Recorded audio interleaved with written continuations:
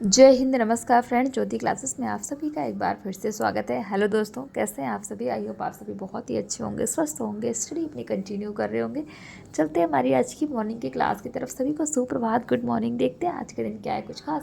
आज फ्रेंड्स 21 जून, और 21 जून को हम हर साल अंतर्राष्ट्रीय योग दिवस के रूप में सेलिब्रेट करते हैं। जी हाँ, आज हम 21 जून को अंतर्राष्ट्रीय योग दिवस के रूप में मनाते हैं। तो कुछ थोड़ी बहुत बातें जान लेते हैं योग दिवस के बारे में। तो फ्रेंड्स, योग जो हम आज पूरी दुनिया योग कर रही है, हम सभी योग करते हैं अपने मन को, अपने तन, अपने शरीर को स्वस्थ रखने के लिए। तो फ्रेंड्स, योग की उत्पत्ति हुई कहाँ से? आखिर योग आया कहाँ? तो योग की उत्पत्ति भारत में ही हुई, हमारे इंडिया से ही योग की शुरुआत हुई, जिसे आज पूरी दुनिया अपनाने लगी है। इसी महान विरासत को वैश्विक स्तर पर पहचान दिलाने के उद्देश्य से प्रत्येक वर्ष 21 जून को अंतर्राष्ट्रीय योग दिवस के रूप में मनाया जाता है। और इसे प्रधानमंत्री मोदी जी के द्वारा 2014 में, ध्यान दीजिएगा, 2014 में प्रस्तावित किया। और उसके बाद पहला अंतर्राष्ट्रीय योग दिवस हमने कब मनाया? तो 21 जून 2015 को। 2014 में प्रधानमंत्री के द्वारा इसको प्रस्तावित किया गया, और 2015 यानी कि 21 जून 2015 को पूरी दुनिया ने अंतर्राष्ट्रीय योग दिवस अर्थात इंटरनेशनल डे ऑफ योगा के रूप में 21 जून को सेलिब्रेट किया। और थीम देख लेते हैं 2025 की थीम क्या है। तो फ्रेंड्स, एक पृथ्वी एक स्वास्थ्य के लिए योग। ध्यान दीजिएगा, आपको थीम पता होना चाहिए। तो 2025 योग दिवस की थीम है एक पृथ्वी एक स्वास्थ्य के लिए योग। तो ये तो हमने कुछ बातें जान ली योग के बारे में। और योग के प्रकार देख लेते हैं। तो योग के कितने प्रकार होते हैं? बेसिकली योग के 4 प्रकार होते हैं। कौन से? कर्म योग, भक्ति योग, ज्ञान योग और क्रिया योग। तो ये थोड़ी बहुत बातें कर ली हमने योग के बारे में। जितना मतलब कंपल्सरी था उतना मैंने आपको बताया।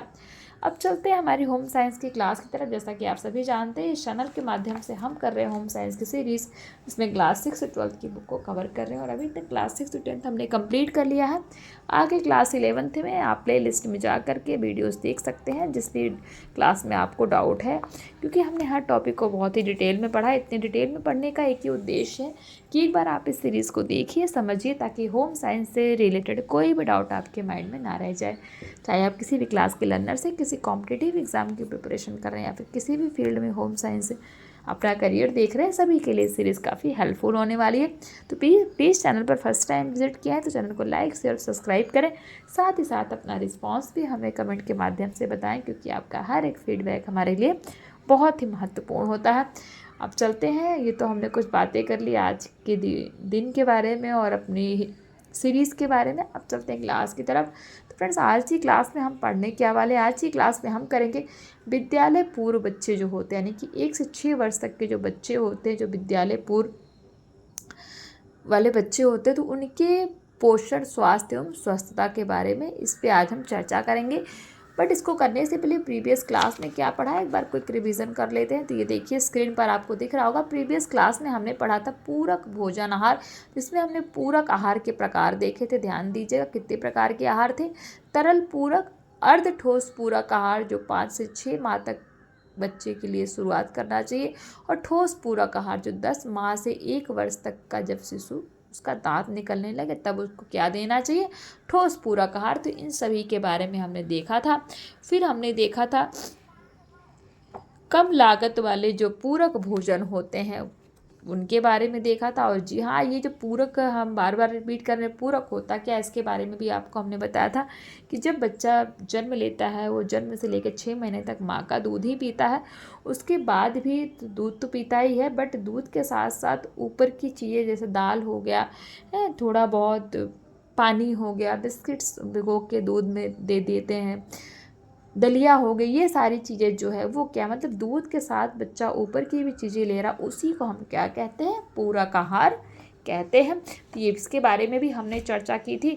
देन हमने प्रतिरक्षण जाना था, और ICMR द्वारा निर्धारित राष्ट्रीय प्रतिरक्षण कार्यक्रम ये भी हमने देखा था। शिशुओं और छोटे बच्चों में स्वास्थ्य एवं पोषण संबंधी समस्याएं इस टॉपिक पे चर्चा की थी। तो ये सारी चीज़ें हमने देखा था, संचारी रोग के बारे में हमने जाना था और कुछ क्वेश्चंस आपको एज अ होमवर्क के रूप में दिए थे। आई होप आपने क्वेश्चन सॉल्व किए होंगे और आपसे इजीली क्वेश्चन सॉल्व हो गए, क्योंकि फ्रेंड्स टॉपिक तो वही है जो हम पढ़ते हैं, उसी को क्वेश्चन के रूप में दे दिया जाता है। तो ये तो हमारी प्रीवियस क्लास थी। आई होप आपका एक बार क्विक रिवीजन हो गया होगा। देखते हैं आज की क्लास। विद्यालय पूर्व बच्चे अर्थात 1 से 6 वर्ष के जो बच्चे हैं उनके पोषण, स्वास्थ्य एवं स्वस्थता के बारे में। तो विद्यालय पूर्व बच्चा ऊर्जावान, चुस्त एवं उत्साही होता है। इस दौरान शैशवावस्था में होने वाली वृद्धि में कमी हो जाती है, किंतु बच्चे का मानसिक, शारीरिक व मनोवैज्ञानिक विकास होता रहता है। विद्यालय पूर्व बच्चे अभी भी अपने खाने की आदतों का विकास करते रहते हैं, साथ ही साथ चबाने और निगलने का कौशल भी सीखते रहते हैं। यही समय बच्चों को पौष्टिक आहार तथा अल्पाहार खाने की सही आदत डालने का उत्तम समय होता है। यही खान पान संबंधी अच्छी आदतें भविष्य में उनकी भोजन व्यवस्था का अंग बन जाती हैं। अब देख लेते हैं विद्यालय पूर्व बच्चों की पोषण संबंधी आवश्यकता क्या है। तो विद्यालय पूर्व, ध्यान दीजिएगा, विद्यालय पूर्व यानी कि जो बच्चे स्कूल नहीं जाते उन्हीं को हम कहते हैं विद्यालय पूर्व। तो विद्यालय पूर्व बच्चों की मूलभूत पोषण संबंधी आवश्यकताएं परिवार के अन्य सदस्यों की तरह ही होती हैं। मूलभूत पोषण संबंधी आवश्यकता उम्र, कद, उसके वजन, स्वास्थ्य स्थिति तथा उनकी सक्रियता पर निर्भर करता है। विकास एवं वृद्धि में सहयोग के लिए सबसे अधिक ऊर्जा की आवश्यकता होती है। तो विकास एवं वृद्धि एवं विकास में सबसे अधिक किसकी आवश्यकता होती है। तो फ्रेंड्स, वृद्धि एवं विकास के सहयोग के लिए सबसे अधिक ऊर्जा की आवश्यकता होती है। अब ICMR द्वारा विद्यालय पूर्व बच्चों के लिए पोषक तत्व की अनुशंसित मात्रा, ध्यान दीजिएगा, पीछे हमने पढ़ा था ना ICMR द्वारा, तो वो क्या था, वो था हमारा फ्रेंड्स ICMR द्वारा निर्धारित प्रतिरक्षण कार्यक्रम। और ये हम अभी क्या पढ़ रहे हैं, ICMR द्वारा विद्यालय पूर्व बच्चों के लिए पोषक तत्व की अनुशंसित मात्रा। तो ये है पोषक तत्व, उम्र, और ये देख लीजिए ये भी उम्र है। तो ऊर्जा, कैलोरी, कितने किलो कैलोरी ऊर्जा चाहिए 1 से 3 वर्ष के बच्चे के लिए। तो फ्रेंड्स 1240 कैलोरी जो है ऊर्जा 1 से 3 वर्ष के बच्चों के लिए चाहिए। और वहीं 4 से 6 वर्ष के लिए तो उनको 1690 कैलोरी ऊर्जा चाहिए। प्रोटीन कितने ग्राम चाहिए, तो 1 से 3 वर्ष के लिए 22 ग्राम प्रोटीन की आवश्यकता होती है। और वहीं 4 से 6 वर्ष के बच्चे के लिए 30 ग्राम प्रोटीन की आवश्यकता होती। वसा कितने ग्राम चाहिए, तो वसा फ्रेंड्स 25 ग्राम चाहिए। किसको, 1 से 3 वर्ष का बच्चा है और 4 से 6 वर्ष के बच्चे को भी 25 ग्राम ही वसा की आवश्यकता होती है। कैल्शियम कितने मिलीग्राम आवश्यकता होती है 103 वर्ष के बच्चे को, तो ध्यान दीजिएगा कैल्शियम 400 मिलीग्राम की आवश्यकता होती है अगर बच्चा 1 से 3 वर्ष का है। और अगर बच्चा 4 से 6 वर्ष का है तो भी उसको 400 मिलीग्राम ही कैल्शियम की आवश्यकता होती है। लौह तत्व कितने मिलीग्राम चाहिए, तो 1 से 3 वर्ष का बच्चा जो है उसको 12 मिलीग्राम जो है लौह तत्व की आवश्यकता होती। वहीं 4 से 6 वर्ष के बच्चों को 18 मिलीग्राम लौह तत्व की आवश्यकता होती है। नेक्स्ट है विटामिन रेटिनॉल माइक्रो, ध्यान दीजिएगा, विटामिन रेटिनॉल कितने माइक्रोग्राम चाहिए। तो फ्रेंड्स विटामिन रेटिनॉल अगर बच्चा 1 से 3 वर्ष का है तो उसको 400 माइक्रोग्राम विटामिन रेटिनॉल की आवश्यकता होती है। और अगर वहीं बच्चा 4 से 6 वर्ष का है, ध्यान दीजिएगा, अगर वहीं बच्चा 4 से 6 वर्ष का है तो उसको भी 400 माइक्रोग्राम ही विटामिन रेटिनॉल चाहिए होता है।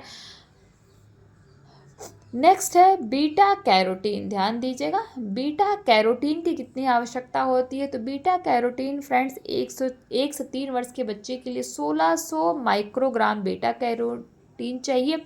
और वहीं अगर बच्चा 4 से 6 वर्ष का है तो उसको भी 1600 माइक्रोग्राम ही बीटा कैरोटीन की आवश्यकता होती है। थायमीन कितने मिलीग्राम की आवश्यकता होती है, तो थायमीन अगर बच्चा 1 से 3 वर्ष का है तो 1 से 3 वर्ष के बच्चे के लिए 0.6 थायमीन मिलीग्राम चाहिए, ध्यान दीजिएगा। और अगर बच्चा वहीं 4 से 6 वर्ष के बीच में है तो उसको थायमीन की कितनी मात्रा है, तो 0.9 मिलीग्राम थायमीन उसको चाहिए। राइबोफ्लोविन तो 1 से 3 वर्ष के बच्चे के लिए 0.7 और 4 से 6 वर्ष के बच्चे के लिए 1.0। नियासिन तो 8 मिलीग्राम 1 से 3 वर्ष के बच्चे के लिए और 4 से 6 वर्ष का यदि बच्चा है तो उसको 11 मिलीग्राम। विटामिन सी, तो विटामिन सी फ्रेंड्स 1 से 3 वर्ष के बच्चे के लिए 40 मिलीग्राम चाहिए, और अगर बच्चा 4 से 6 वर्ष का है तो उसको भी 40 मिलीग्राम ही विटामिन सी की आवश्यकता है। वहीं पायराडॉक्सिन देख लेते हैं तो 0.9 मिलीग्राम 1 से 3 वर्ष के बच्चे के लिए, और 0.9 मिलीग्राम ही 4 से 6 वर्ष के बच्चे के लिए। फॉलिक अम्ल तो 30 माइक्रोग्राम 1 से 3 वर्ष के बच्चे के लिए, और वहीं अगर बच्चा 4 से 6 वर्ष का है तो उसको 40 माइक्रोग्राम फॉलिक अम्ल की आवश्यकता पड़ती है। विटामिन B12, तो फ्रेंड्स विटामिन B12 0.2 से लेके 1 माइक्रोग्राम किसको चाहिए 1 से 3 वर्ष के बच्चे के लिए। वहीं अगर बच्चा 4 से 6 वर्ष का है तो उसको भी 0.2 से लेकर के 1 माइक्रोग्राम विटामिन बी की आवश्यकता होती है। तो आई होप आपने इसको समझ लिया होगा कि जो ICMR द्वारा विद्यालय पूर्व बच्चों के लिए पोषक तत्व की अनुशंसित मात्रा है वो आप देख सकते हैं। तो इतनी मात्रा में जो है पोषक तत्व दिए जाने चाहिए। आप चाहें तो इनका स्क्रीनशॉट भी ले सकते हैं क्योंकि बहुत इंपॉर्टेंट होती है चीज़ें। नेक्स्ट देखते हैं विद्यालय पूर्व बच्चों की पौष्टिक भोजन देने के लिए दिशा निर्देश। तो विद्यालय पूर्व बच्चों को पौष्टिक भोजन देने के लिए दिशा निर्देश निम्नलिखित है। नंबर 1 है, बच्चे को परिवार के अन्य सदस्यों के साथ बैठकर भोजन करना चाहिए, जिससे बच्चे खान पान संबंधी व्यवहारिक नियम सीख सकें तथा भोजन का आनंद ले सकें।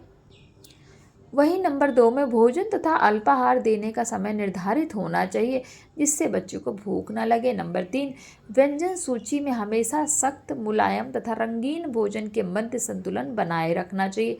नंबर 4, बच्चे को एक ही स्थान पर बैठ खिलाने की आदतें सिखानी चाहिए ताकि भोजन व्यर्थ ना हो। बहुत से बच्चे होते हैं ना घूम घूम के खाते हैं, तो उनको एक ही स्थान पर बैठने की आदत डालनी चाहिए।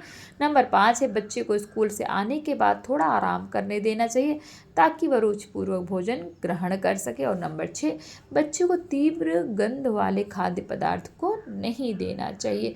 तो ये तो हमने कुछ दिशा निर्देश देख लिए जो बच्चे स्कूल अभी नहीं जाते, यानी कि 1 से 6 वर्ष के बच्चों के लिए। नेक्स्ट है हमारा विद्यालय पूर्व बच्चों के लिए संतुलित भोजन के लिए योजना बनाना। तो विद्यालय पूर्व सक्रिय बच्चों में महिलाओं की तुलना में अधिक ऊर्जा की आवश्यकता होती है। ध्यान दीजिएगा, विद्यालय पूर्व सक्रिय बच्चों में महिलाओं की तुलना में अधिक ऊर्जा की आवश्यकता होती है। विकास और सक्रियता के स्तर को ध्यान में रखकर यदि विद्यालय पूर्व बच्चों को उचित मात्रा में आवश्यकता अनुसार पौष्टिक तत्व तथा संतुलित भोजन उपलब्ध नहीं कराया जाता है तो वयस्क अवस्था में बच्चा पूर्व आनुवंशिक क्षमता को प्राप्त नहीं कर सकता।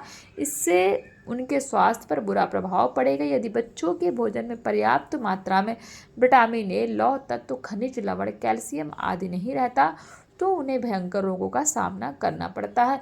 विद्यालय पूर्व बच्चों के आहार में 3 पहलुओं पर ध्यान देना चाहिए। कौन कौन से? नंबर 1 है, विद्यालय पूर्व बच्चों के भोजन में रंग व स्वाद में विविधता लाना आवश्यक है। नंबर 2, कार्बोहाइड्रेट, प्रोटीन तथा वसा के बीच संतुलन आवश्यक है। नंबर 3, मिठाई, आइसक्रीम व वसा युक्त फास्ट फूड निर्धारित मात्रा में होना चाहिए। 3 चीज़ों का ध्यान देना चाहिए जब भी आप विद्यालय पूर्व बच्चों के लिए बैलेंस डाइट बना रहे हैं। अब देख लेते हैं ICMR ने फिर क्या दिशा निर्देश दिया है। तो फ्रेंड्स ICMR द्वारा विद्यालय पूर्व बच्चों के लिए संतुलित आहार कैसा होना चाहिए तो देख लीजिए। ये खाद्य समूह है और उसकी मात्रा। तो नंबर 1 है अनाज एवं मिलेट्स, जिसको ज्वार, बाजरा, गेहूँ आते हैं अनाज एवं मिलेट्स में। तो उनमें 1 से 3 वर्ष के बच्चे के लिए कितना होना चाहिए? 120 ग्राम जो है अनाज एवं मिलेट्स होना चाहिए उनकी डाइट में। और वहीं 4 से 6 वर्ष के बच्चे के लिए तो 210 ग्राम। दालों में तो 30 ग्राम देना चाहिए।